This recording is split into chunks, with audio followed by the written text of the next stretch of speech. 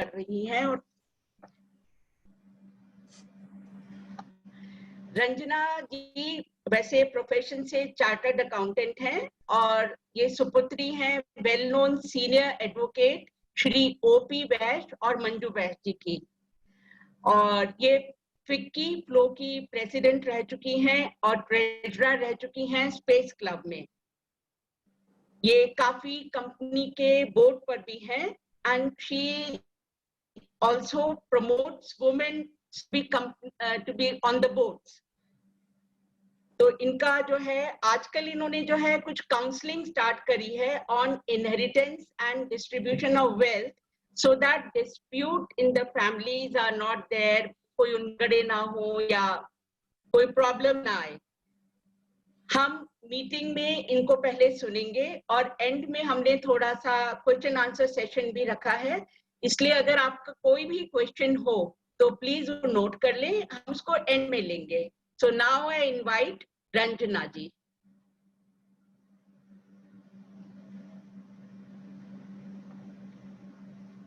रंजना जी आपका आपको रंजना जी आपका मैंने आप सुन पा रहे हैं सबको?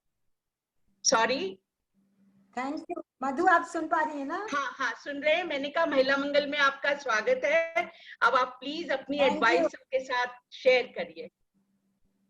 मधु you are so sweet, thank you so much. And मुझे बहुत अच्छा लग रहा है आज यहाँ पर आकर। बहुत सारे चेहरे जान पहचाने हैं यहाँ पर।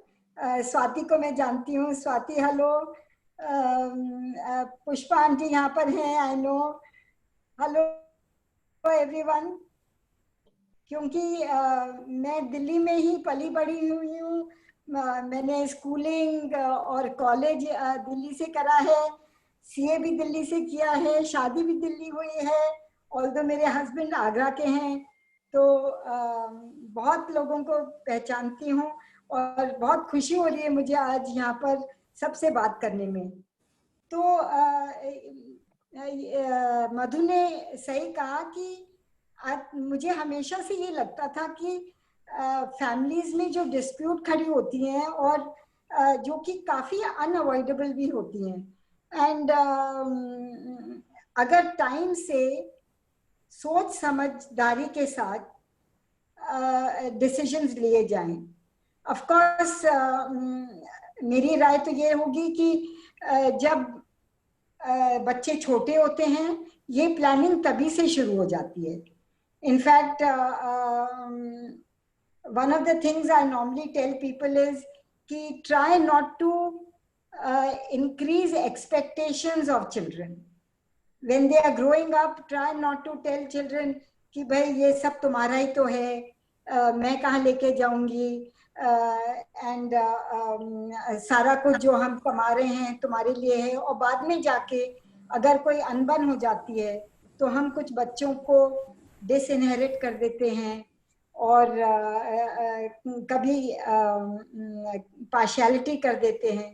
तो उससे जो डिस्प्यूट्स खड़े होते हैं वो काफ़ी घरों में पाए जाते हैं। तो this whole succession and inheritance planning begins when the children are small. Also when a new member comes into the house, then also we have to be careful ki how to introduce that member into the family. What are the rules, family rules that should be brought forward, and the role of the head of the family becomes very important.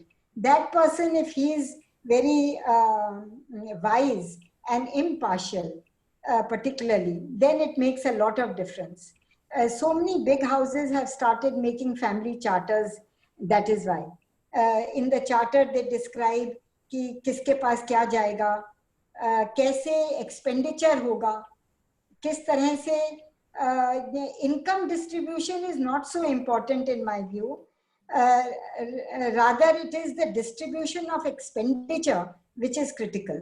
क्योंकि कई बार ऐसा होता है कि आप income distribute करने से पहले कुछ बच्चे ज़्यादा स्पेंड कर लेते हैं, कुछ थोड़े से स्टिंजी होते हैं, वो नहीं स्पेंड कर पाते हैं, एंड बाद में जब स्पेंड करने का टाइम आता है तो सिचुएशन बिकम्स डिफरेंट. बिजनेस में उतार चढ़ाव तो आते रहते हैं. तो जब स्पेंड करने का टाइम आए तब देखा कि भाई मेरे जो पैसे इकट्ठे हुए हैं मेरे अकाउंट में वो इस्तेमाल ही नहीं हो पा रहे हैं क्योंकि कैश ही नहीं है बिजनेस में. तो there are many things that happen and that needs to be looked into from the expenditure side. तो family charters are drawn up. जब बहू में बेटियों का हिस्सा होता है या उनको क्या स्पेंड करना है या शादियों में कितना स्पेंड करना है या अगर बिजनेस डिसीजन लेना है तो कौन सा लड़का कौन सी बिजनेस को संभालेगा. Plus dispute will happen. अगर कोई बिजनेस एक यूनिट बहुत अच्छा कर रही है और दूसरी यूनिट बहुत खराब कर रहा है तो डिवीजन कैसे होगा. कोई लायक बच्चा है, कोई इतना लायक नहीं है, किसी की मेंटल या फिजिकल डिसेबिलिटीज हैं या किसी की फितरत ऐसी है कि वो बिजनेस में आना ही नहीं चाहता है, वो दूसरे काम करना चाहता है. या कुछ बच्चे बाहर ही रहना चाहते हैं, वो कहते हैं कि हम इस बिजनेस में रहेंगे ही नहीं, हमारी रुचि नहीं है तो हमें तो पहले ही पार्टीशन करा दो. दूसरे बच्चे बोलते हैं कि नहीं हम नहीं करा सकते हैं. फिर कुछ बच्चे जो पहले पैदा हो जाते हैं तो उनको ज्यादा बिजनेस में एक्सपोजर मिल जाता है, so they do lot of work. And जब सेकंड चाइल्ड आता है तब तक बिजनेस ग्रो हो चुका होता है तो उसका रोल कम हो जाता है तो डिस्प्यूट खड़ा हो जाता है. या एक फैमिली में लड़कियां हैं, दूसरी में लड़के हैं, तो कैसे डिस्ट्रीब्यूट हो. किसी की मोटिवेशन होती है कि हम बिजनेस को आगे चलाएं, जिनकी लड़कियां होती हैं उनकी मोटिवेशन इतनी नहीं होती है. तो कैसे इस सिचुएशन को हैंडल करें. कुछ कभी पेरेंट्स को लगता है कि भाई एक बच्चा कमजोर है उसको मुझे ज्यादा देना है, जो ज्यादा मेहनती है उसको देने का कोई फायदा नहीं है क्योंकि वो तो खुद मेहनती है. रंजना, जस्ट 1 सेकेंड, कई लोगों को वॉइस बहुत स्लो लग रही है. Can you make it a little louder? अच्छा,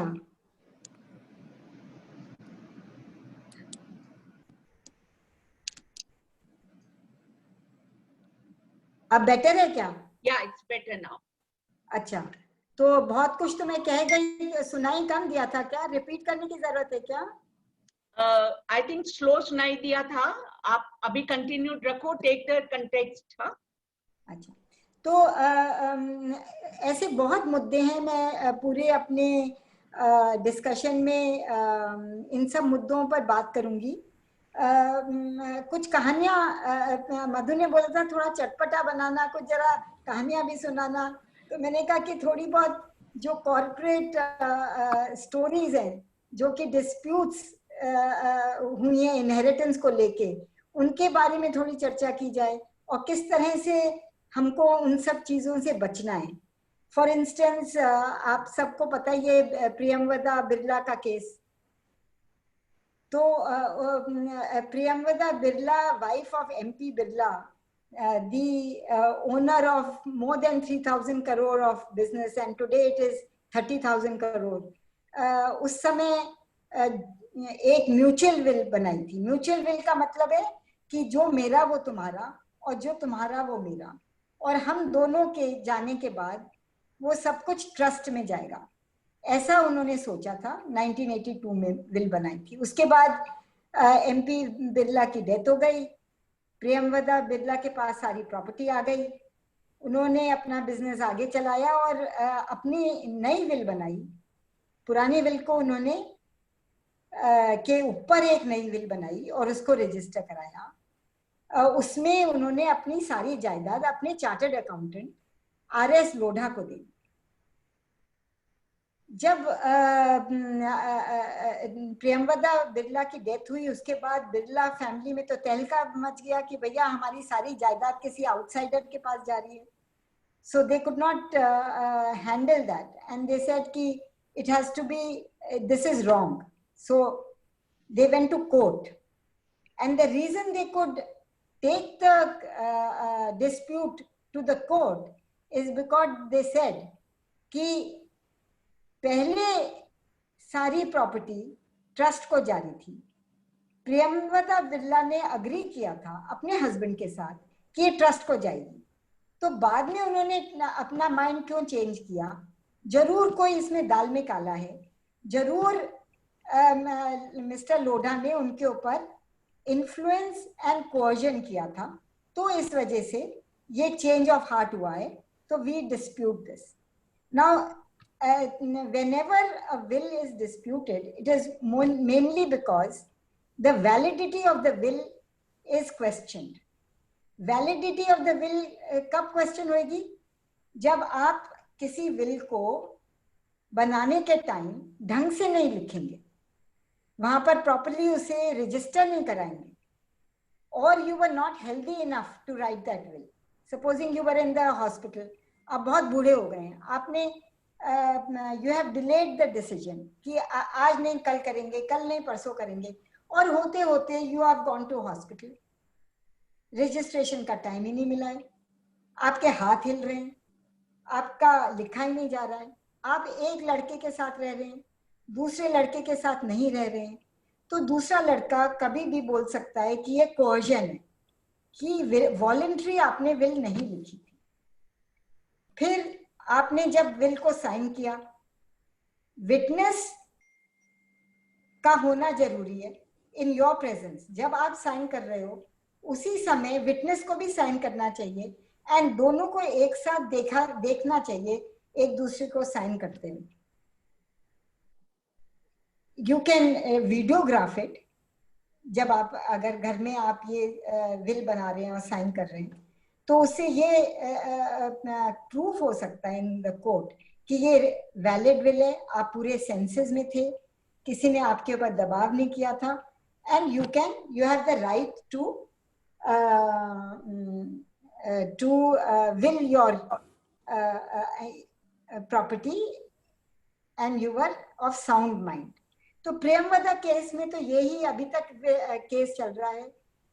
करोड़ों की जायदाद अभी तक आर.एस. लोढ़ा की फैमिली में ट्रांसफर नहीं हुई है, although they are controlling it, but transfer अभी तक नहीं हुई है, तो डिस्प्यूट अभी तक चल रहा है। That is one case. फिर आपने सुना होगा विजयपत सिंघानिया के बारे में। विजयपत सिंघानिया ने रेमंड्स के जो मालिक थे, he had the controlling interest. He transferred, he gave in gift his entire shareholding to his son Gautam during his lifetime. अब गौतम ने क्या करा? गौतम ने करा कि अब मैं मालिक हूं, मैं बोर्ड का चेयरमैन हूं, अब मैं डिसाइड करूंगा कि कैसे डिसीजंस लिए जाते हैं। एक डिसीजन ये था कि उसमें ये डिसाइड हुआ था कि जिस घर में उनके पिताजी रह रहे हैं, जिनसे गिफ्ट मिली थी, वो उनकी अपने पिताजी के पास ही रहे। कंपनी की प्रॉपर्टी थी, company had to sell to the father at a nominal rate. Gautam ने कहा कि नहीं, मैं नहीं बेच सकता क्योंकि ये कंपनी की प्रॉपर्टी है, मैं अपने फादर को नहीं बेच सकता, मेरे फादर को घर से बाहर निकलना पड़ेगा। अब फादर ये सोच रहा है कि वैसे तो गिफ्ट इरिवोकेबल होता है, एक बारी गिफ्ट कर दिया। The beauty of gift is कि एक बारी, not the beauty, actually the negative of a gift is एक बारी आपने गिफ्ट कर दिया तो वो वापस नहीं आ सकती है आपके पास, वो चली गई आपके हाथों से।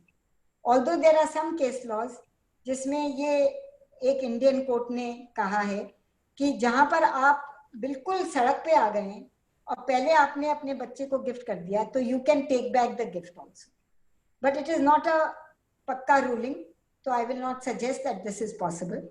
But in Vijaypat Singhania's case, उन्होंने अपनी लाइफ टाइम में गिफ्ट करके दिक्कत करी। On the other hand, I would suggest कि अगर कोई भी प्रॉपर्टी डिस्प्यूट खड़े करने के पूरे चांसेस हैं, उसको during your life time gift देना कोई बुरी बात नहीं है। पूरी प्रॉपर्टी आपके पास है, पूरी जायदाद आपके पास है, बट आपको पता है कि एक घर के ऊपर दोनों बच्चों की निगाह है, एक बच्चा उसमें रहता है, एक बच्चा कहीं और रहता है, दोनों ही अपने अपने व्यापार में अच्छे हैं, तो पेरेंट्स उस घर को किसको देख के जाएंगे, ये क्वेश्चन अराइज हो जाता है। मन करता है आधा आधा कर दूं, लेकिन जो लड़का उसमें रह रहा है उसकी तो प्रॉब्लम आ गई और उसको बनती नहीं है दूसरे भाई से, तो चांसेस आर कि वो लड़ेगा। तो विल में भी आप अगर आप एक को एक दे देंगे, दूसरे को दूसरा दे देंगे, तभी भी चांसेस आर वो लड़ेंगे, क्योंकि वो जो प्रॉपर्टी है वो दोनों को चाहिए। तो मेरे हिसाब से लाइफ में रिड्यूस करना चाहिए डिस्प्यूट, और ये कोशिश करनी चाहिए कि गिफ्ट के जरिए ये जो प्रॉपर्टी में डिस्प्यूट आ सकता है वो ड्यूरिंग योर लाइफ टाइम आप गिफ्ट कर दो। आपको भी अगर जरूरत नहीं है उसकी तो आप उसको गिफ्ट कर दो। ज्यादा से ज्यादा क्या होगा, स्टैम्प ड्यूटी लगेगी, और स्टैम्प ड्यूटी भी अगर आपका रिलेटिव है, अगर आपका लड़का या लड़की है, तो स्टैम्प ड्यूटी भी बहुत माइनर रखती है। गुड़गांव में तो बहुत ही कम है, दिल्ली में 3 या 4% है ऑफ द मार्केट वैल्यू, लेकिन जितना कॉस्ट डिस्प्यूट का है उससे तो कम ही है, क्योंकि प्रोबेट में भी अगर आप कोर्ट में जाएंगे तो उसमें भी 3 या 4% ऑफ द मार्केट वैल्यू आपको देना पड़ेगा। तो अगर डिस्प्यूट होएगी तो आप कोर्ट में गए तो उसमें भी 3-4% देना पड़ेगा। पहले गिफ्ट कर दिया तो आप उस पेन से बच जाएंगे, और वो 3 या 4% स्टैम्प ड्यूटी में दे दीजिए। तो one way of using the gift is by this of chances where there is a possibility of dispute. अब मुकेश अंबानी और अनिल अंबानी के केस में क्या हुआ? मुकेश अंबानी और अनिल अंबानी के जो फादर थे धीरूभाई अंबानी, वो बिना किसी विल के चले गए। That is called interstate death. आपको पता है कि कितना लॉस हुआ है? $4 बिलियन। कम से कम तो नहीं, 5 या 6 साल तक both the brothers fought like crazy. Ultimately, the whole property had to be signed in the name of कोकिला बहन, और बाद में जाके कोकिला बहन ने उन दोनों भाइयों के बीच में सुलह कराई है। इस बीच में जो शेयर प्राइस है वो इतनी फॉल हो गई थी, लोगों के $4 बिलियन तक का लॉस हुआ। Now, what do you learn from that? That you should not go without writing a will. There is no option. will तो लिखनी ही लिखनी चाहिए, उसके बहुत सारे फायदे हैं। कई डिस्प्यूट से आप बच सकते हैं। आप क्योंकि 3 या 4% कोर्ट फी मायने रखती है। आजकल के जमाने में 100 करोड़ तो ऐसे ही इकट्ठे हो जाते हैं। अगर घर बड़ा हो, थोड़ी जायदाद हो, तो 100 करोड़ की जायदाद इजीली बन जाती है। उसका 4%, 4 करोड़ रुपए आपको कोर्ट फी में देना पड़ेगा, just because you have not made a will. Even for your children to access a bank locker, your bank account, or even to dispose of any share or mutual fund, they have to go to the court to get a succession certificate. क्योंकि आजकल कोई भी agency risk नहीं ले सकती कि मैंने कुछ घूस खाई है, जैसे भाई मुझे नहीं पता, मैं नहीं चलाने दूंगा, आपको ऑपरेट नहीं करने दूंगा, आप मुझे सक्सेशन सर्टिफिकेट लेके आइए, मैं आपको ऑपरेट ही नहीं करने दूंगा। और अगर आप सक्सेशन सर्टिफिकेट लेने गए तो आपको 4% कोर्ट फी तो देनी ही पड़ेगी। उसके ऊपर से 4 या 5 महीने इस पूरे प्रोसेस में लग जाएंगे। तो मेरा ये सोचना है कि विल जरूर लिखनी चाहिए, नॉट ओनली लिखनी चाहिए, उसको आपको रजिस्टर भी करानी चाहिए। क्यों रजिस्टर करानी चाहिए? बिकॉज वो वैलिडेट करती है कि आप, क्योंकि जाएंगे रजिस्ट्रार के सामने साइन करेंगे, विटनेस होंगे, तो ये सब डिसाइड करती है चीज कि आप सेम थे, you were in good health, nobody was forcing you, and you could do the will properly. तो आपको जब आप वो रजिस्ट्रार के पास जाएंगे रेवेन्यू रिकॉर्ड्स में म्यूटेट कराने के लिए प्रॉपर्टी, तो जो ऑफिसर म्यूटेशन के लिए बैठा है वो आपको तंग नहीं करेगा, आपको ये नहीं कहेगा कि नहीं आप मुझे प्रोबेट लेके आइए। कोर्ट से प्रोबेट लेके आने का मतलब है 4% कोर्ट फी देनी पड़ेगी, 4 करोड़ रुपए तो चले गए आपके। एंड ये जोक नहीं है, ये हुआ है कई लोगों के साथ। आज अगर कोई आप शेयर 10 रुपए का खरीदती हैं और वो आज की तारीख में 30,000 रुपए का है, तो यू कैन इमेजिन कि उस शेयर की वैल्यू क्या हो सकती है। करोड़ों रुपए का शेयर आपकी फोलियो में है, आपको पता नहीं है ये, क्योंकि आप देखती नहीं है। जो पुराने शेयर्स चले आ रहे हैं, अगर आप उनको देखेंगी ध्यान से तो पता चलेगा कि वो करोड़ों में है कई बार। In that case, if there is no will, you have to pay almost that much money to get it in your name. Interrupt again, people are saying कि थोड़ी voice low हो गई है, can you just increase it? ये full volume है। Full है, okay. Do what you can do at your end. मैं पास में और आ जाती हूँ। ठीक है, I think that would. हाँ, thank you. तो ये बात है। तो अगर आप देखें डिस्प्यूट का तो कोई अंत ही नहीं है। पोंटी चड्डा ने के भाई के साथ डिस्प्यूट हो गया, हरदीप चड्डा के साथ। हरदीप चड्डा ने पोंटी को मार ही दिया। This is all because of family dispute. Shivinder and Malvinder Singh Ranbaxy वाले जो हैं, कितनी चर्चा थी कि कितने भाई भाई हैं और साथ में मिलके रैनबैक्सी को चला रहे हैं। क्या हुआ बाद में? अब एक दूसरे से इतना लड़ रहे हैं प्रॉपर्टी के पीछे, दोनों जेल में एज अ रूल, हाथापाई हुई है। All because there was nobody, their father died at the age of 56 and the father in his wisdom put his friend as the head of Ranbaxy. बच्चों को ये पसंद नहीं आया। बच्चों ने कहा कि कोई बाहर वाले को क्यों चलाना है हमारी कंपनी। डिस्प्यूट वहां से शुरू हुआ था। And you can't only talk about control. Even ego and greed are two major things that leads to dispute. जब दो भाई इक्वली कॉम्पिटेंट एक ही इंडस्ट्री में काम कर रहे हैं, chances are there is full possibility of a dispute. So if you have a strong family member who is the head of the family, it is his responsibility कि वो सारा decide करे किस तरह से कौन सा लड़का पहले कितने साल तक कौन सा डिवीजन वो लेगा, कौन सा डिवीजन दूसरा लड़का लेगा।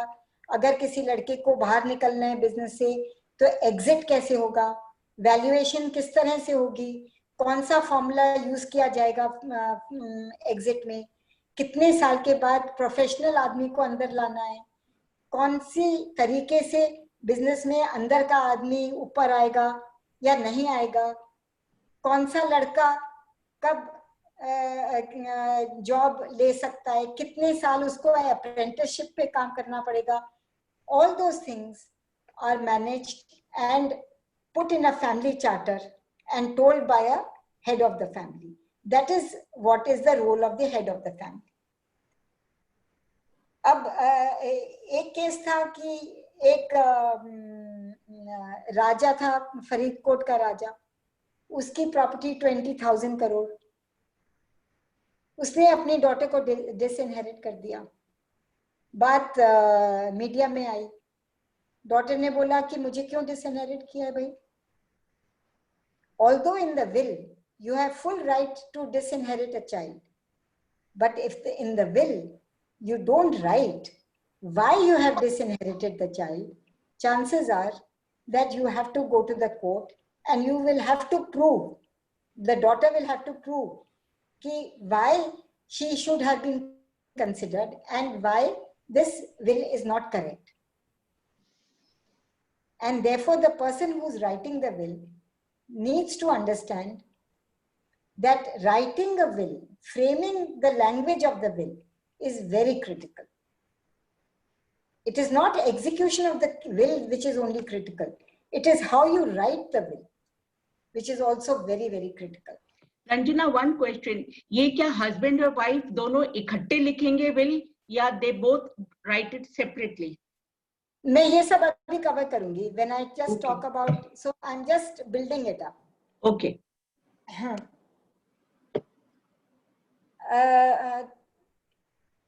तो कई किस्से उठते हैं कि अभी सिर्फ मैं काउंसलिंग पे ध्यान दे रही हूँ.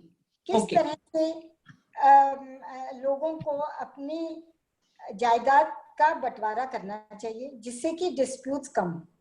How exactly, what are the ways in which you should write a will, I will come to later. For instance, if a parent want to distribute the house to a brother and a sister, भाई घर में रहता है, बहन married है, तो parents सोचते हैं कि भाई मैं इक्वली डिस्ट्रीब्यूट नहीं कर पा रहा हूँ, मेरे पास इतनी मूवेबल प्रॉपर्टी नहीं है, इतना कैश बैलेंस नहीं है, तो मैं अपनी लड़की को नहीं दे पा रहा हूँ, तो मैं अपने लड़के के शेयर में जो कि इन द हाउस है 10% उसको दे देता हूँ. अब मेरे ख्याल से ये सिचुएशन काफी स्टूपिड है. क्यों? क्योंकि वो जो लड़की है वो पूरी जिंदगी वो 10% शेयर को कैसे कैश करेगी? वो अपने भाई से तो बोल नहीं सकती कि भाई मुझे वो 10% शेयर बेच दो घर को, मुझे 10% दे दो. वो बोलेगा भैया मैं रह रहा हूं यहाँ पर, मैं कहां से दे दूं? पिताजी ने तो ये बोला नहीं कि कितने दिन के बाद ये 10% आपको मिलेगा. अगर वो लिख देते कि भाई 5 साल के बाद ये 10% भाई को धीरे धीरे करके इस वैल्यू पर हर साल इतना देते रहना है, तब तो उसको 10% मिल जाता. बट चांसेस आर वो 10% उसको कभी मिलेगा ही नहीं. तो parents have to think twice while they are writing the will कि किस तरह से लिखें जिससे कि तकलीफ ना हो बच्चों को. अब कई बारी पेरेंट्स एक घर होता है, रेजिडेंशियल हाउस होता है, उसके कई टुकड़े हैं. It is not built in a manner that can be divided. या कोई गवर्नमेंट के रिस्ट्रिक्शंस हैं, जैसे पंचशील में आर्कियोलॉजिकल डिपार्टमेंट कहता है कि भाई 2 स्टोरी 3 स्टोरी बन ही नहीं सकता है. तो आप 3 भाइयों को या 4 भाइयों को उसी घर में हिस्सा दे दें, वो समझदारी की बात नहीं है. आपको ये लिखना चाहिए विल में कि भैया 2-3 साल के बाद इसको बेच दीजिए, पैसा जो मिलेगा उसको डिवाइड करके जहां मर्जी ले लीजिए. बट कई बारी पेरेंट्स बोलते हैं पीछे का हिस्सा एक का है, आगे का हिस्सा दूसरे का है, ऊपर का हिस्सा तीसरे का है. इतने डिस्प्यूट्स खड़े हो जाते हैं बिकॉज एक लड़का बाहर रहता है, वो बोले मुझे नहीं रहना है इस घर में, मुझे बेचना है, तो वो निकल ही नहीं सकता उस घर में से कभी भी. तो वो डिस्प्यूट खड़े हो जाते हैं. फिर देन पार्शियलिटी तो बहुत करते हैं पेरेंट्स कई बार सोचते हैं कि भाई एक लड़का मेरा ध्यान रखता है, मेरे बुढ़ापे का सहारा है, उसको मैं थोड़ा ज्यादा दे दूं, या उस बच्चे को ज्यादा दे दूं जो कि ज्यादा अच्छा नहीं कमा रहा है इस समय. वो भूल जाते हैं कि ये तो आज की कहानी है. कल को हो सकता है जो कम कमा रहा है वो ज्यादा कमाने लगे, और या उसके बच्चे ज्यादा कमाने लगे, और जो ज्यादा कमा रहा है उसके बच्चे बिल्कुल ही निखट्टे रहें और वो नीचे चले जाए, लॉस हो जाए उसके शेयर मार्केट में या कहीं पर.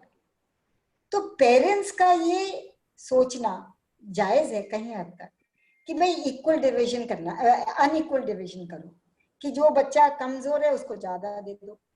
बट कभी ये भूल जाते हैं हम कि इमोशनल प्रॉब्लम का क्या करें.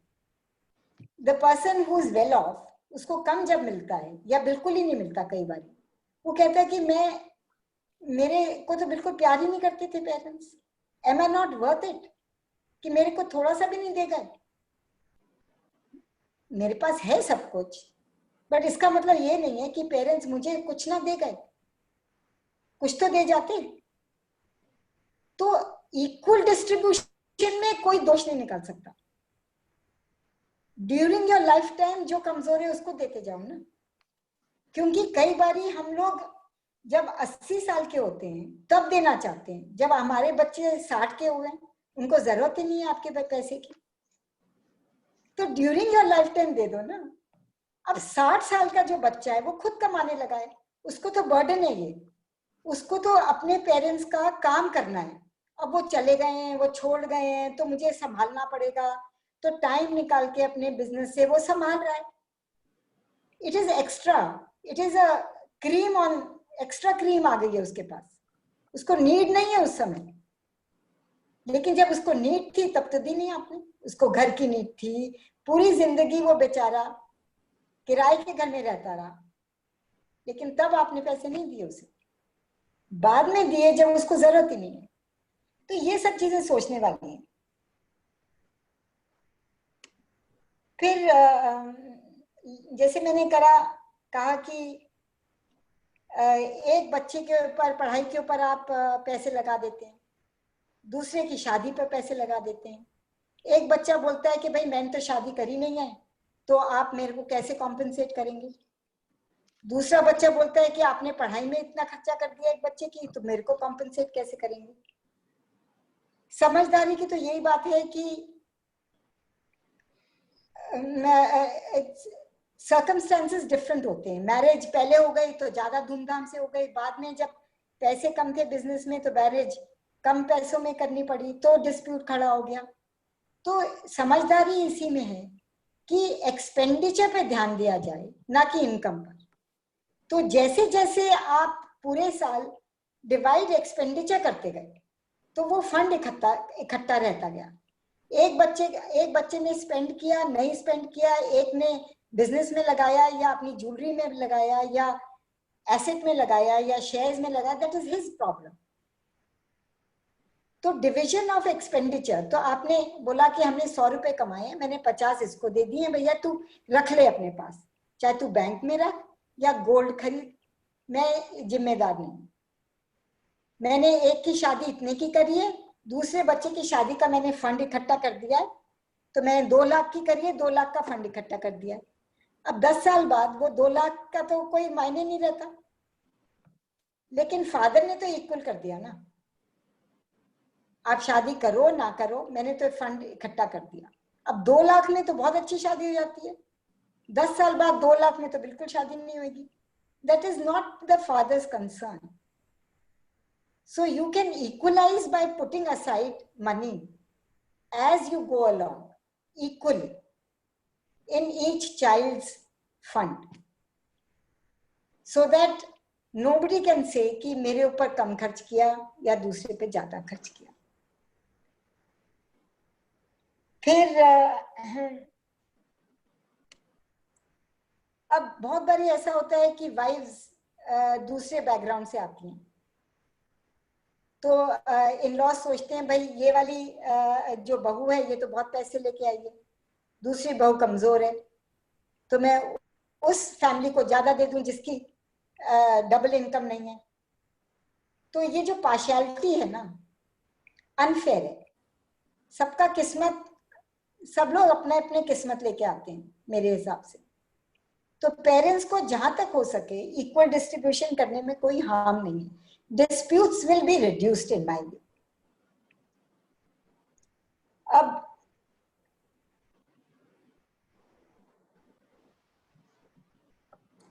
so let us talk about आप क्या करें अभी इस समय। हम जो बात कर रहे हैं, there is so much uncertainty going on, तो अब आप क्या स्टेप्स लेंगे इस समय। सबसे पहले तो आप एक रजिस्टर बनाइए, उसमें सब अपना एसेट्स, अपनी वेल्थ, सब कुछ उसमें लिखिए, कहाँ कहाँ है कहाँ नहीं है, डिटेल में लिखिए। क्योंकि ज्यादातर क्या होता है, जब आप इनकम टैक्स रिटर्न फाइल करते हैं उसमें आपकी बैलेंस शीट नहीं ऐड होती, तो most people don't have their balance sheet. या तो अपने चार्टर्ड अकाउंटेंट को बोलिए कि भैया मेरी बैलेंस शीट बना के दे, कि मेरे एसेट्स क्या हैं, कहाँ पर हैं, कितने हैं, किसके नाम में है। एक मेरे पास केस आया जिसमें द पर्सन सेड कि भाई मेरी विल लिख दीजिए, मेरे 2 बच्चे हैं और मेरा एक भतीजा है, मेरा भाई मर गया था, हम लोग इक्वल बिजनेस पार्टनर्स थे, अब मेरे 3 बच्चे समझ लो, भतीजा और 2 मेरे बच्चे, और मैं विल लिखना चाहता हूँ। अब उसको यही नहीं पता कि जो भतीजा है वो 50% ओनर है। He is not, you are not the owner of his 50%. You are assuming that you are the owner of his 50% and you are trying to will that part in the will. तो जब तक आप asset register नहीं बनाएंगे, आप actual fact नहीं लिखेंगे कि मेरा क्या है। हो सकता है आपके दिमाग में हो कि ये मेरा है, एक्चुअल लीगली ये है ही नहीं आपका, आप सिर्फ ये लाइफ इंटरेस्ट है आपका, या आप सिर्फ रह रहे हैं उस घर में, आपको पता ही नहीं है कि ये किसका है एक्चुअली। तो ये बहुत जरूरी है।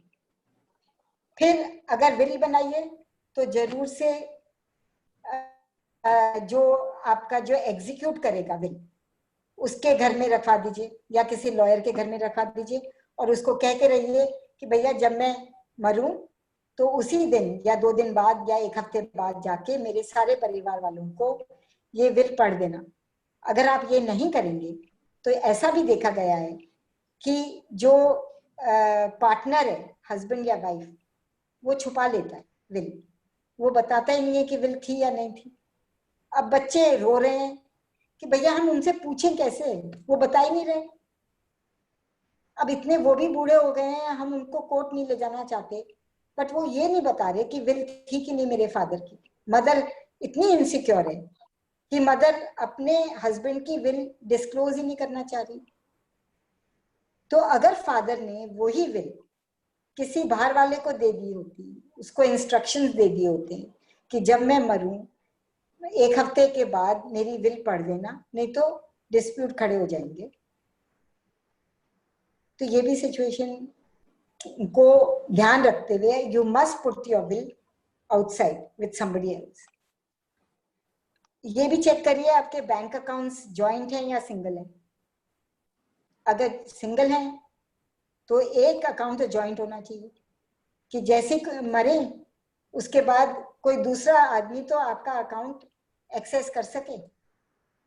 मेडिकल चीजों के लिए चाहिए, किसी चीज के लिए चाहिए, आपका पैसा ही फ्रीज हो जाता है, इतनी डॉक्यूमेंटेशन चाहिए अगर सिंगल अकाउंट है। तो अपने हस्बैंड को या जिसका भी जिसमें फंड्स हैं उनको जरूर बोलिए कि जॉइंट अकाउंट जरूर खोलिए। नॉमिनेशन हो या नहीं हो ये जरूर ध्यान रखिए। अभी सारे में पता कर लीजिए कि सारे मेरे जो मूवेबल एसेट्स हैं उसमें नॉमिनेशन है कि नहीं, क्योंकि नॉमिनेशन से बहुत फायदा होता है। As soon as you die, the person can go the nominee, क्योंकि आपने लिस्ट बनाई है उसमें नॉमिनेशन का नाम भी लिखा है, तो उस लिस्ट से सबको पता चल जाएगा कि इस बैंक अकाउंट में या इस शेयर में मैं नॉमिनी हूँ। तो वो जाके अपना आइडेंटिटी कार्ड दिखा देगा, डेथ सर्टिफिकेट ले जाएगा और सारा पैसा या कुछ निकाल लेगा, उसके पास आ गया। अब वो विल के हिसाब से डिस्ट्रीब्यूट करेगा। तो नॉमिनी का रोल जो है ट्रस्टी जैसा होता है। He is just a trustee, he is not the owner. जो विल में लिखा है अल्टीमेटली वही लीगल राइट है। नॉमिनी तो सिर्फ ट्रस्टी है कि वो निकालने में उस पैसे को सुविधा देगा, तो नॉमिनी जरूर है। फिर अगर आपको लगता है कि कोविड के दिनों में मैं कभी कोमा में ना चली जाऊं या कोई प्रॉब्लम ना आ जाए, तो मैं किसको बोल के जाऊं कि भैया मेरा लाइफ सपोर्ट हटा देना, कितने दिन के लिए करना, कहाँ मेरा पैसा है, किसको नर्स को जरूर अपॉइंट कर देना, मेरे ये पैसे पड़े हुए हैं, मुझे अच्छी नर्स लगवा देना, घर पे ही मेरा इलाज करना।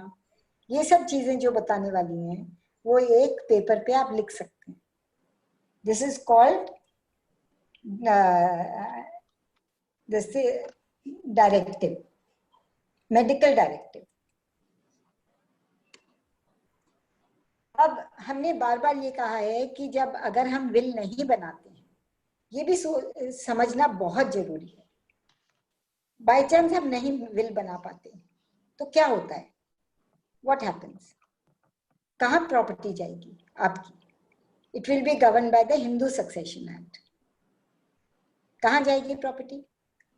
पहले तो आपके जितने हस्बैंड अगर जाते हैं, अगर मेल जाता है तो उसकी प्रॉपर्टी सब इक्वली डिवाइड होगी, वाइफ में, सब बच्चों में और मदर में, मदर अगर अलाइव है तो। ये याद रखिएगा, सिर्फ वाइफ और बच्चों में नहीं होती है, मदर इज ऑल्सो देयर। हो सकता है मदर आपके भाई के साथ है, आपने विल लिखी नहीं है, भाई के साथ झगड़ा है, लेकिन आपकी घर में शेयर 1/5 या 1/4, 2 बच्चे हैं, वाइफ है और मदर है, तो 1/4 शेयर आपकी मदर के पास चला जाएगा और मदर दूसरे भाई के साथ है सपोजिंग, तो 1/4 शेयर आपके घर में मदर का हो जाएगा और आपका भाई उस पर कब्जा कर सकता है। तो मदर के अगर कोई भी नहीं अलाइव है तो आपके फादर के पास जाएगी आपकी property. Now if you are a female, we are now all females in this group, supposing you die without making a will, तो आपकी प्रॉपर्टी किसके पास जाएगी? आपकी प्रॉपर्टी पहले जाएगी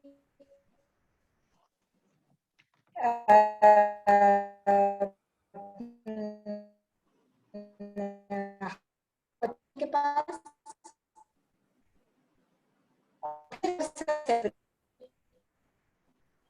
Hello, Ranjana. Any problem in your connection? Never have children and you live alone. हाँ. आपके mother-in-law, even even daughters, you live separately. Your husband dies, पूरी property आपकी mother-in-law के पास है.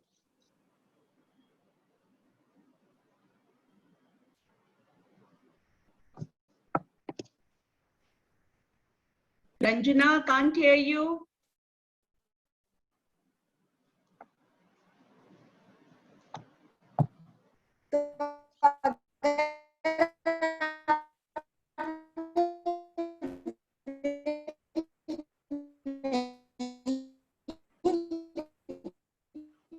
Ranjana,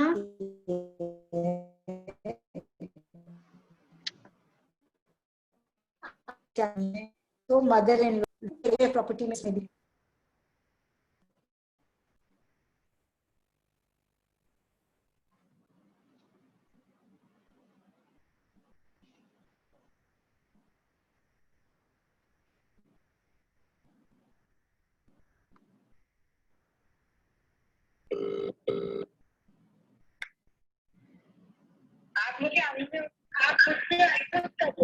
अनम्यूट कर रही हूँ. Okay, done. अभी नहीं, अब हो गया क्या? हाँ, अब हो गया. तो कई बारी ऐसे हो सकता है, तो फिर then I will come back. अब सपोजिंग आपके हस्बैंड ने आपको डिसइनहेरिट कर दिया अपनी विल में, do you have any right? Question is that. Yes, you have a right. You have the right to maintenance. So he cannot disinherit you. अगर आपके हस्बैंड की डेथ हो जाती है और आप दोबारा शादी कर लेते हैं, तो आपके हस्बैंड की प्रॉपर्टी में आपकी राइट रह जाती है, even though you have remarried. Yes, you have full right. लेकिन आपका डाइवोर्स हो जाता है, डाइवोर्स के बाद आपकी राइट रहती है आपके हस्बैंड एंड इन-लॉज की प्रॉपर्टी में? No, there is no right. बच्चों की राइट रहती है अपने फादर की प्रॉपर्टी में? Full right. They will have full right over their father's property. Step children, अगर आपके बच्चे हैं पहली मैरिज से, आप दूसरी शादी कर लेते हैं, तो जो बच्चे स्टेप बच्चे होते हैं उनकी राइट होती है नए फादर की प्रॉपर्टी में? नहीं होती. They don't have any right on the property of their new father. They only have right on the property of their biological father. So if supposing will नहीं बनाया है एंड आपके बहुत अच्छे रिलेशंस हैं आपके वाइफ के पहले बच्चों से, क्योंकि उसके हस्बैंड की डेथ हो गई पहले और बच्चे आए हैं और बच्चे आपने पाले, आप विल नहीं बिना विल के चले जाते हैं, तो जो स्टेप चिल्ड्रन है they don't have the right over the property of their father. So adopted बच्चों की राइट होती है कि नहीं? In law, if they are legally adopted, they have full right over their property of their parents. अगर you have a live-in relationship, आजकल तो live-in relationship की बहुत possibility है. The person lives with this person for many years. The person dies without a will. Does she have a right equally with the legal wife? She has equal right. अगर उसके बच्चे हो गए in the live-in relationship, उन illegitimate बच्चों की right है, equal right. So this is what happens if there are no will. Obviously, if you don't have a will, I told you पहले भी कि अगर dispute arise होता है, तो chances are कि आपके cost and time involved in the dispute can be very high. Now let's come to what are the Ranjana, आपने बीच में शायद कुछ कवर किया था कि अगर वाइफ की डेथ हो जाए तब क्या होता है?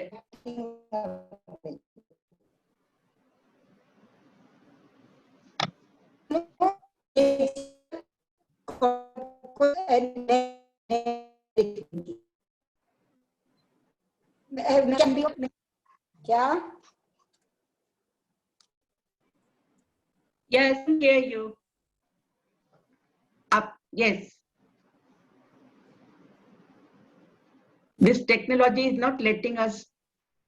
सुनाई दे रहा है? हाँ, अब दे रहा है सुनाई. Ranjana, there is a question. Please repeat. What if wife dies first? As You that can hear me? Okay, आपकी आवाज मैं दूसरे फोन से करूं क्या या आ रही है अभी? अभी तो आ रही है पर रुक रुक के आ रही है. अब आ रही है Ranjana. Now I think it's clear.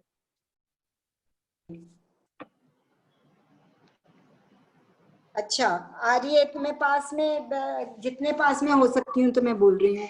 ठीक है. ठीक है. अच्छा, तो क्या कह रही थी मैं? Yes. मतलब बहुत क्वेश्चन है इसका कि अगर प्लीज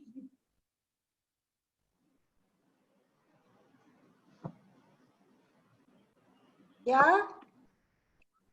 यस. मधु बोलूं क्या? हाँ बोलिए ना प्लीज. अच्छा, तो फिर डिस्प्यूट्स कम कर सकते हैं. विल बनाने से बहुत फायदे हैं विल के.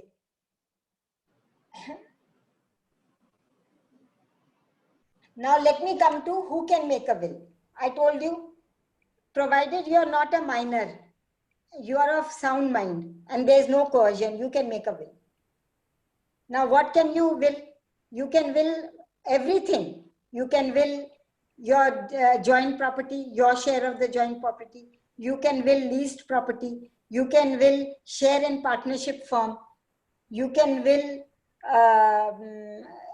your jewelry, your saris, your gold, your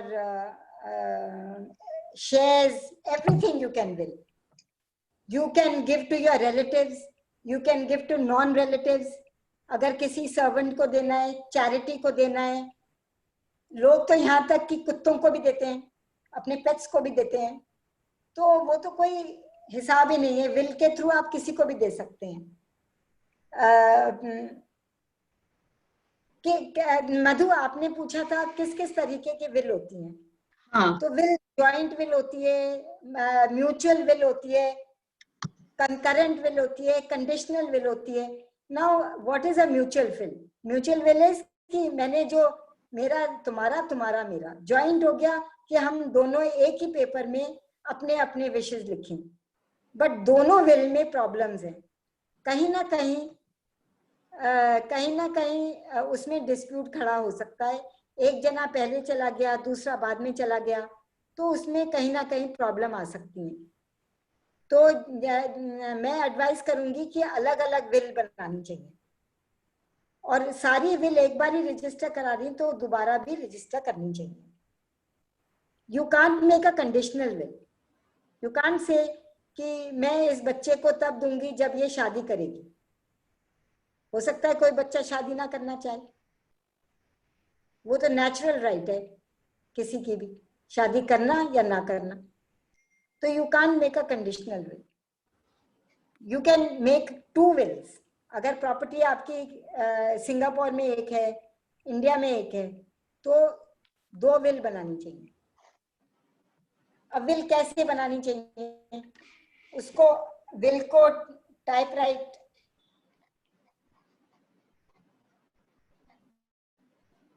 typewriter से आपको ये लिखना है, भैया मैं, मेरा हस्बैंड का नाम ये है, मैं यहाँ रहती हूँ, that I am competent to make a will and get it signed by two people. The main problem arises जब ये डिसाइड करना होता है कि विटनेस कौन है और एग्जीक्यूटर कौन है। लोगों को विटनेस ही नहीं मिलते। To find an executor is most difficult because executor and witnesses have to have are supposed to be younger. They have to have a professional. They understand executive finances, and the witness must moral ethical man. क्योंकि अगर dispute होगी तो सबसे पहले witness को जाना होता है कोर्ट में ये कहने के लिए कि आप कॉम्पिटेंट थे कि नहीं। रंजना आपकी वॉइस बहुत क्रैक कर रही है। तो विटनेस कई बार झूठ बोल जाता है, तो आपको विटनेस बहुत सोच समझ और एग्जीक्यूटर का बहुत को आपका सारा काम करना।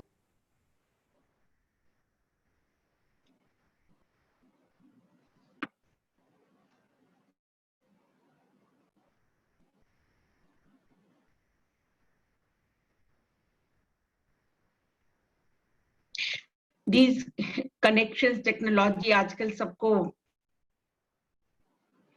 Should I ask her again where she? Ranjana, are you there? I am here. Can you see me? हाँ, तुम्हारा कनेक्शन बहुत वो हो रहा है। सुनाई नहीं दिया क्या? बीच में नहीं सुनाई दे रहा था। Now we are able to see you and hear. आपने जो लास्ट बातें करी है किसी को समझ में नहीं आई है अभी। अच्छा, तो मैं दोबारा मैं इससे करूँ क्या? मैं अपने फोन से करती हूँ। आप फोन से ज्वाइन कर लो, if that is more stable. कर लीजिए आप उससे।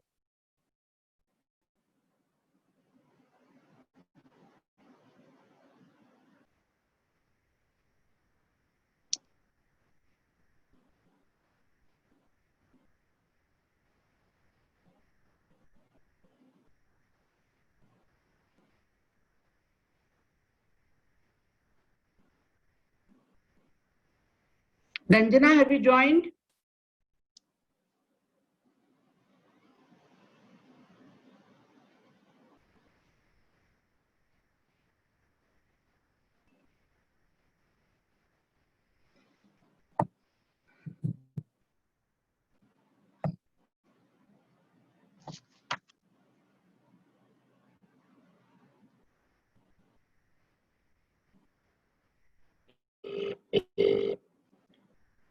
मधुआ मधुआ अनम्यूट नहीं करके रखा हुआ मेरे को, बार बार मुझे, मैं बहुत देर से।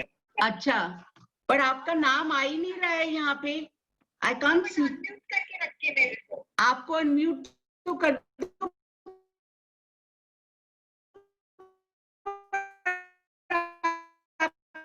आपने कौन से नाम से लॉगिन किया है?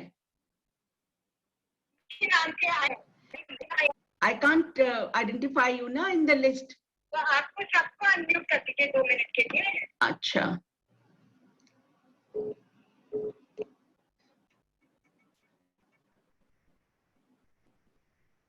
मैंने सबको अनम्यूट कर दिया है। Can you क्या unmute होता है yourself? ना, hello, Yes, is that okay? हाँ it is okay, but normally क्या होता है कि जब मैं लॉग इन करती हूँ, हाँ, hello, I can't hear you at all. you can't hear me. I'm able to hear you. You speak. आप आई बोलिए। Can't hear at all. पर आवाज आ रही है आपकी। अच्छा ठीक है, फिर आ रही है तो we can start again. Ranjana, आपने कैसे ज्वाइन किया है? अभी मैंने अपने फोन से ज्वाइन किया है।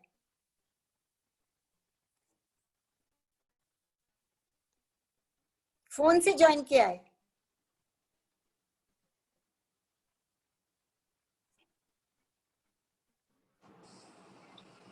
हेलो, अब आप बोलो ना। अच्छा ठीक है। अब तो मैंने joint will, types of will के बारे में बोला था ना। यस, आप टाइप्स ऑफ विल बता रहे थे। तो मैं ये कह रही हूँ कि जो जॉइंट विल होती है म्यूचुअल विल की बजाय सिंगल विल बेटर है। एंड अगर दो जुरिस्डिक्शन में आपके प्रॉपर्टीज हैं, से सिंगापुर और दिल्ली में, तो कंकरेंट या दो बनानी चाहिए। एंड जो कोडिसिल हो गई, कोडिसिल का क्या मतलब है कि जब आप ऐड करना चाहें, एक बारी आपने रजिस्टर कर ली विल, फिर उसके बाद फिर से आप ऐड करना चाह रहे हैं, तो आप एक और उसमें एडिशनल विल बनाएंगे। कंडीशनल विल नहीं बना सकते। आप ये नहीं कह सकते कि ये प्रॉपर्टी तब जाएगी जब ये बच्चा शादी करेगा, क्योंकि the right to marry or not to marry is with the child. So conditional will नहीं बना सकते आप हाथ से लिखी हुई विल वैलिड तो होती है, but courts make a fuss about it. Typewritten will is better. You must write your name. You must write that you are competent to will. You must say where you live. You must give the list of all the beneficiaries and how much you want to give to each one of them. You must get it signed on each page. On the last page, it must be signed by 2 witnesses. You must definitely write your full intention. कि आपकी intention क्या है। आपकी intention है किसी को डिसइनहेरिट करना, या आपकी इंटेंशन है इक्वली डिवाइड करना, या आपकी कोई और इंटेंशन है। अगर आप पूरी इंटेंशन अच्छे से लिखेंगे तो डिस्प्यूट कम होगी। अगर आपने किसी को डिसइनहेरिट कर दिया तो रीजन जरूर लिखिए। और अगर आपने याद ही नहीं है, जो याद है आपने सब कुछ लिख दिया है, जो याद नहीं है वो किसके पास जाएगा? वो इंटरस्टेट एसेट माना जाएगा, एज इफ आपने विल ही नहीं किया। तो उस एसेट को डिवाइड करने के लिए फिर आपको सक्सेशन सर्टिफिकेट लेना पड़ेगा। इसलिए एक रेजिड्यूरी क्लॉज होती है विल में, वो जरूरी है। Now also you must write कि जैसे आपने लिखा कि ये जो प्रॉपर्टी है रामू के पास जाएगी, और आपने ये नहीं लिखा कि रामू एंड हिज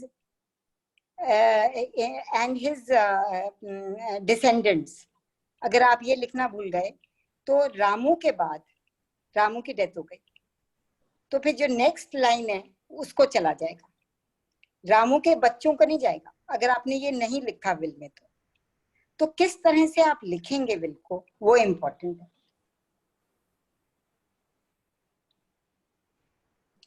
क्लियरली लिखना है। और ये भी लिख सकते हैं कि अगर कोई डिस्प्यूट करेगा तो मैं उसे डिसइनहेरिट कर दूंगा, ये भी आप लिख सकते हैं। You have full right. आपको जरूर लिखना चाहिए एग्जीक्यूटर कौन होगा। एक एग्जीक्यूटर ले सकते हैं, 2 एग्जीक्यूटर ले सकते हैं, या ऑल्टरनेट एग्जीक्यूटर ले सकते हैं। क्यों? अगर एग्जीक्यूटर नहीं लिया तो वो इनवैलिड विल मानी जाती है कई बार, और फिर कोर्ट के पास जाके आपको प्रोबेट लेना पड़ेगा और 4% आपको खर्च करना पड़ेगा। तो executor is most essential in a will. Executor can be a chartered accountant, a lawyer, a friend who understands, because he has to finally execute the will. Normally witness कौन होना चाहिए? डॉक्टर या लॉयर होना चाहिए। मैंने कहा video आप graph घर पे कर सकते हैं। मैंने कहा कि सारे जितने भी डेट हैं, जितनी भी टैक्स लायबिलिटीज हैं, जितना भी लेना देना है, वो एग्जीक्यूटर पहले करेगा डिस्ट्रीब्यूशन करने से पहले। वैसे तो लॉ में रजिस्ट्रेशन मैंडेटरी नहीं है, बट आप इसे रजिस्टर कराएं तो ज्यादा अच्छा है। ऑनलाइन रजिस्ट्रेशन हो जाता है, 600 रुपए लगते हैं। It's very simple. आपको मैंने पहले बता ही दिया है प्रोबेट क्या होता है, म्यूटेशन क्या होता है। तो ये मोटा मोटा इसमें बहुत सारे मुद्दे हैं कि किस तरह से विल लिखी जाए। लिखने में टाइपिंग मिस्टेक होगा तो इनवैलिड मानी जाएगी कि नहीं जाएगी। अगर आपने गलती से किसी और बच्चे का नाम ले लिया कि Ramu son of Shamu, but Ramu नहीं था, वो था से उसका नाम कुछ और था, तो इंटेंशन अगर क्लियर है तो there will not be any dispute. So these are called typographical or typing mistakes. So वो सब माफ है। तो मोटा मोटा मेरे ख्याल से मैंने काफी कुछ मोटा मोटा क्लियर करा है। अगर आप लोगों के पास किसी के पास भी कोई क्वेश्चन हो, कुछ लोगों ने प्रॉपर्टी के बारे में पूछा है। Ranjana, can you hear me? I can hear you. Ranjana, I can hear you. HUF property हो तो क्या होगा? कुछ का क्वेश्चन था। कौन सी? HUF property. एचयूएफ प्रॉपर्टी अगर पार्टीशन नहीं हुआ है तो जो आपके हस्बैंड की शेयर है वो आपका शेयर बन जाएगा। It will be, you will inherit it equally with your children. Supposing HUF में 4 हकदार हैं, तो जो आपके हस्बैंड का शेयर है उनकी डेथ के बाद you will become the owner of it, wife and the children. Okay. अब मैं क्वेश्चन आंसर्स अगर किसी के हैं, प्लीज रेज योर हैंड और right in the chat. I can, you want to ask? Okay. I'm asking you to unmute yourself. ये नीलम त्रेहन जी हैं जो आपसे कुछ पूछना चाह रही हैं। वो बीच में एक पॉइंट रह गया था कि अगर वाइफ की डेथ पहले हो जाए तो वो प्रॉपर्टी कैसे डिवाइड होगी? तो अगर वाइफ की डेथ पहले हो जाए, उसने अपनी विल नहीं लिखी है, तो उसकी प्रॉपर्टी उसके हस्बैंड और बच्चों में डिवाइड होगी। Thank you. Any other question किसी और का हो? किसी को अनम्यूट करूं? आपको अनु जी अभी कर रहे हैं। You unmute yourself. Anu ji unmute करिए अपने आप को। अनु जी अनम्यूट करिए प्लीज। हाँ, अब बोलिए अनु जी। मेरा ये मानना है कि जब विल बनती है तो उसमें एक क्लॉज जरूर होना चाहिए कि अगर मैं या मेरी वाइफ जब तक जिंदा है तब तक उस प्रॉपर्टी में से उसको निकाला नहीं जा सकता। तो this is called life interest. नहीं सकते। हाँ, this is called life interest.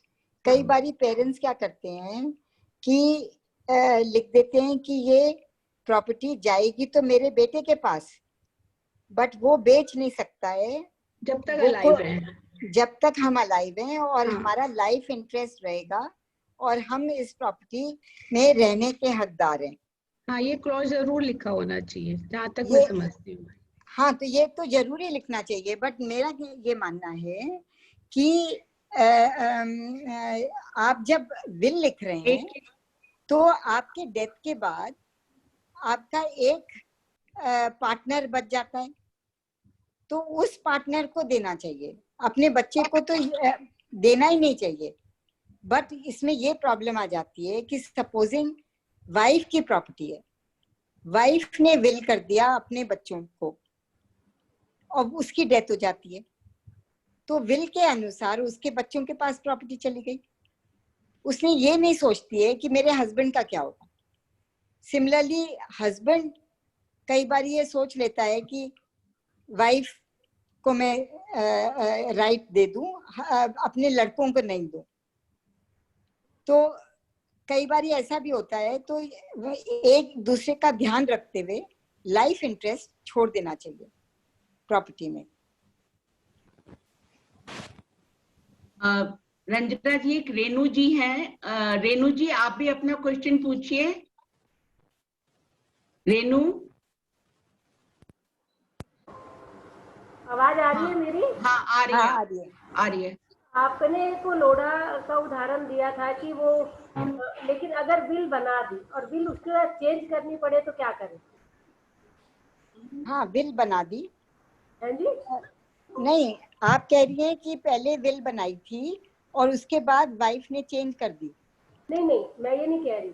मान लीजिए हस्बैंड वाइफ दोनों ही है, एक बार हमने बिल बनाई और उसके बाद लगता है नहीं बिल में कुछ हमें ये बिल ठीक नहीं है, दोबारा बनानी है, तो क्या करना चाहिए? दोबारा बना के रजिस्टर करना चाहिए।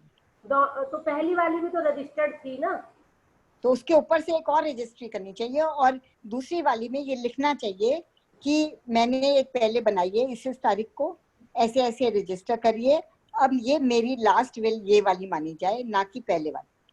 अच्छा, और एक क्वेश्चन और, जो आपने HUF बताया अभी, अब HUF में कई बार ऐसे होता है कि कुछ ऐसा होता है कि इक्वली नहीं लिखा हुआ होता, चलता जा रहा है कि हाँ भाई बड़े भाई के पास है, हो जाएगा, और बाद में नहीं हो पाया, बड़ा भाई की डेथ हो गई, उनके बच्चे नहीं माने, तो ऐसी स्थिति में HUF का क्या करें? HUF का जो हस्बैंड है वो अपना शेयर विल में लिख के जाए कि मेरा ऐसे ऐसे शेयर है, मेरे पास ये लीगल शेयर है मेरे फादर ने ऐसे ऐसे ये प्रॉपर्टी खरीदी थी HUF में। HUF से 2 भाई थे, तो 2 भाई या 4 बच्चे थे, लड़कियां भी उसमें इंक्लूडेड होती हैं, तो 2 भाई और 2 बहनें थी, 4 बहनों का हिस्सा हो गया, फिर मेरा हिस्सा 1/4 हो गया, तो जो मेरा हिस्सा है वो मेरे बच्चों को जाए। जी ठीक है, थैंक यू जी, thank you very much. Meera ji, आप भी पूछिए। Hi Ranjana. Hi. I want to ask one thing. Suppose somebody makes a will. वो अपने 3 बच्चों में बराबर बांट दिया. Whatever they want to do. Hello, can you hear me? Yeah, I can hear you. Hello. I can hear you. इसमें recording चल रही है। मीरा जी बोलिए, आप, आपकी आवाज आ रही है। मधु जी, इसमें रिकॉर्डिंग चल रही है।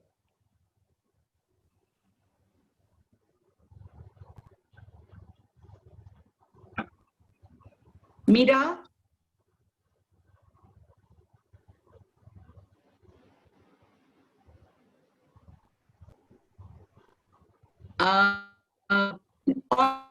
और मीरा, मेरे को लगता है थोड़ा सा खराब हो गया है। और किसी ने विश टू आस्क एनीथिंग?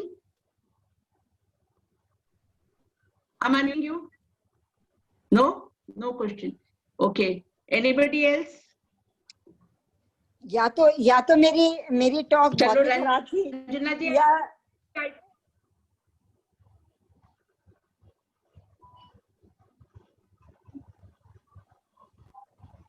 नहीं, आज इंटरप्शन बहुत हो रही है। टॉक में तो you were able to cover, पर बीच बीच में काफी डिसकनेक्शन जो है वो खराब हो गया।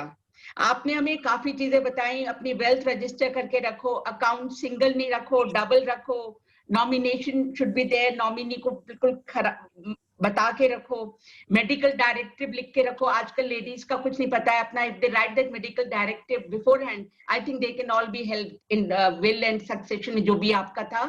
Ranjana, I really thank you so much, आपने टाइम निकाला। थोड़ा टेक्नोलॉजी हमको हेल्प नहीं कर रही है, I am so sorry for that, but anyway on behalf of महिला मंगल आई थैंक्स अ लॉट कि आपने इतनी सारी इंफॉर्मेशन हमारे साथ शेयर करी। Thank you so most welcome, most welcome. I am sorry, ये टेक्नोलॉजी की वजह से ये सब हो रहा है। ये टेक्नोलॉजी ही है जो मिला भी रही है और मिलने भी नहीं दे रही। पता नहीं, ये मैं बाहर जाती हूँ, देखिए अभी सुनाई दे रहा है क्या? हाँ, सुनाई दे रहा है। हाँ, अभी मैं बाहर जा रही हूँ अपने दूसरे एरिया में। अब बेटर है क्या? It's quite better. Oh God, I should have come outside actually. Now if anybody wants, they can ask, or if it is okay, we can log. Dr. Sahi wants to ask. मैं उनको बुला रही हूँ, उनका अभी आया है। Dr. Sahi का I'll write. I can't see her. Doctor Sahi, आप कहाँ पर हैं? आप अपने आप को अनम्यूट करके बोलिए प्लीज, आपकी फोटो नहीं आ रही है। I can't see.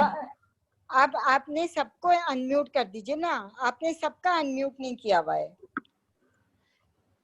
आप सबको अनम्यूट कर दीजिए ना मधु जी। कर रही हूँ।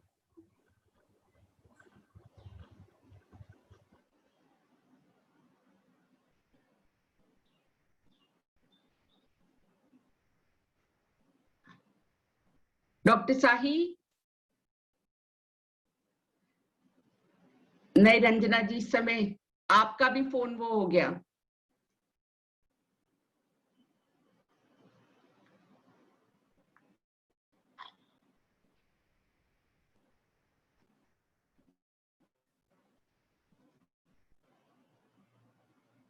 देखिए, आप अनम्यूट करिए अपने आप को।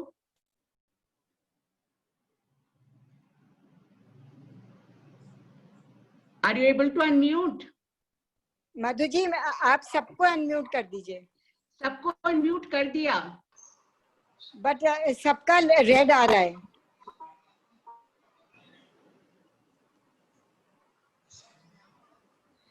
मैंने कर दिया। Allow participants to unmute themselves. Yes. Dr. Sahi, Yes, now we can. Yes, please all unmute yourself. Who wants to ask question? We can unmute now. Yeah, Ranjana. हाँ, Swati, hi. Hi. How are you? I'm well. I'm glad you finally we can talk to each other also on this chat. Doctor, sorry, one second, Swati. Swati ji, 1 second. Doctor Sai, अपने आप को unmute कर लीजिए। आपके पास option है, आप अपने आप को अनम्यूट कर सकते हैं डॉक्टर साई।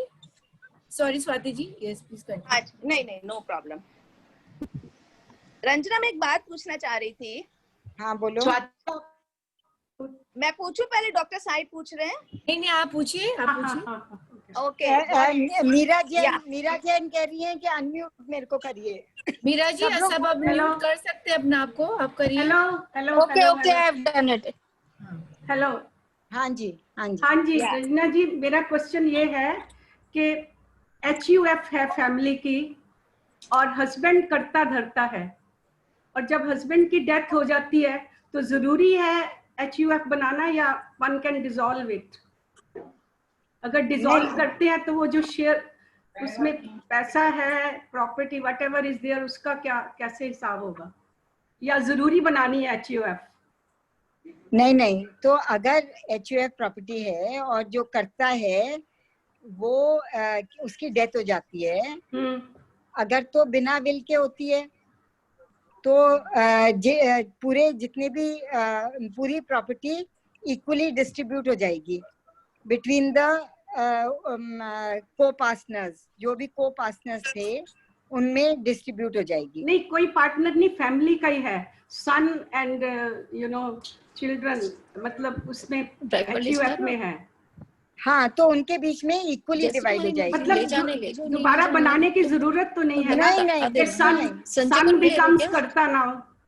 ऐसा तो कुछ नहीं है कि son becomes the कर्ता now because the father is gone.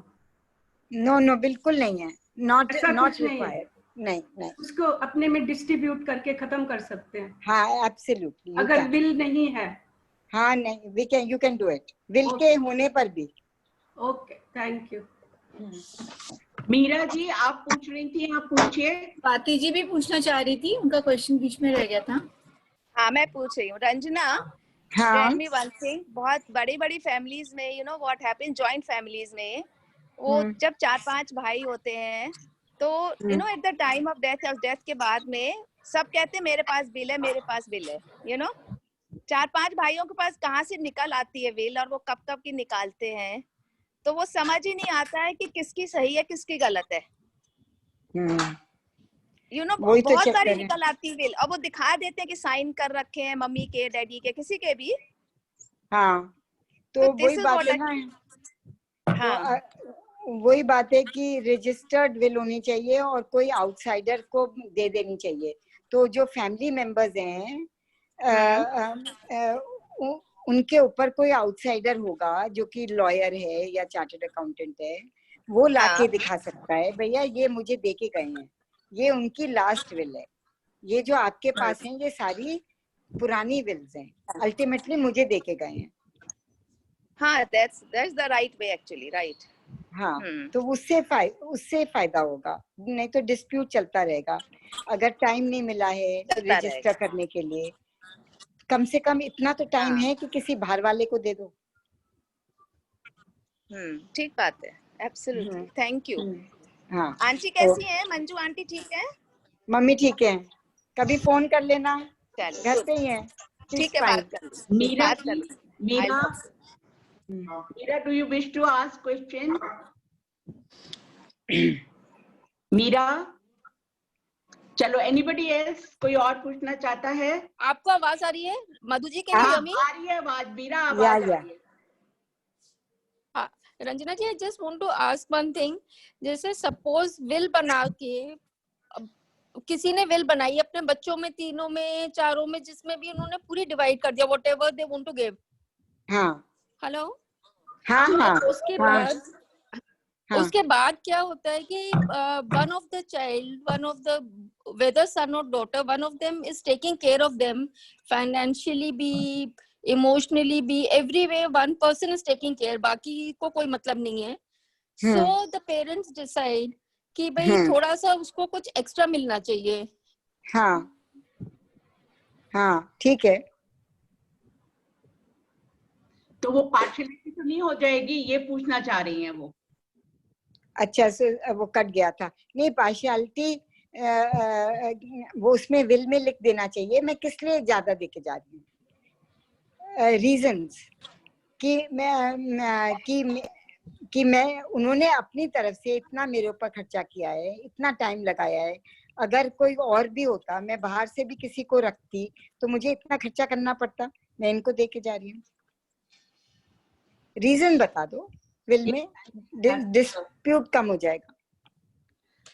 और किसी का कोई question? Anybody want? Ranjana ji, एक क्वेश्चन था किसी का चैट में कि अगर एक इकलौता बेटा है तो उसके लिए भी विल लिखनी पड़ती है।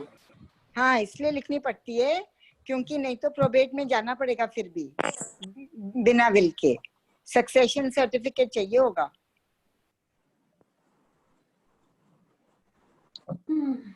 चलो, I think it was quite a good session. काफी लोगों के हमारी knowledge, very informative talk. Thank you very much. Everybody is going to think about it in their own way, and thank you indirectly or directly, but I thank you here only, Ranjana, taking out time, coming and sharing all the information with us. Thank you so much. Thank you. Bye. Thank you so much. Wonderful session. Thank you. Thanks. Thanks.